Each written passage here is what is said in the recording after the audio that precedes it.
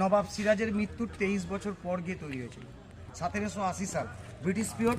সে সময় মুর্শিদাবাদের নবাব ছিল মির্জাপুরের ছেলে মুবারকদৌল্লা। প্রবেশ করার সময় নিশ্চয়ই খেয়াল করেছেন, দুই দিকে 4টে ঘোড়ায় চড়া মূর্তি আছে। এরা 4 ভাই, লক্ষ্মীপদ, জগৎপদ, ধনপদ, ছত্রপদ সিং দুর্গা। ব্যবসা করতে এসে রাজস্থান থেকে মুর্শিদাবাদের নবাব সে সময় মুবারকদৌল্লার কাছে বিজনেস পারপাসে এটা 260 বিঘার এলাকা 999 বছরের লিজে কিনেছিলেন।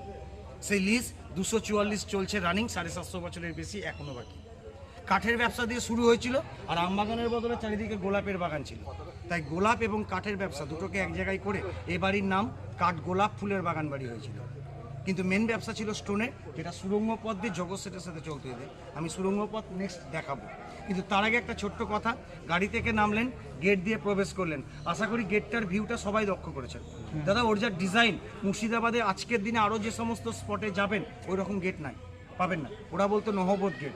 ব্রিটিশ জমিদার নবাবরা সেই সময় গেট দিয়ে প্রবেশ করতো, তাদের সম্মানে উপর থেকে ছানায় বাসত। কিন্তু এখন তো নবাবী যুগ নাই, তাই নবাব গেছে মোড়ে, হাতিও গেছে সরে। একটাই গেট, টিকিটের 30 টাকা রেট। বাইরে আপনাদের গাড়ি, সুরঙ্গ রাস্তা দেখার জন্য চলুন তাড়াতাড়ি সামনে।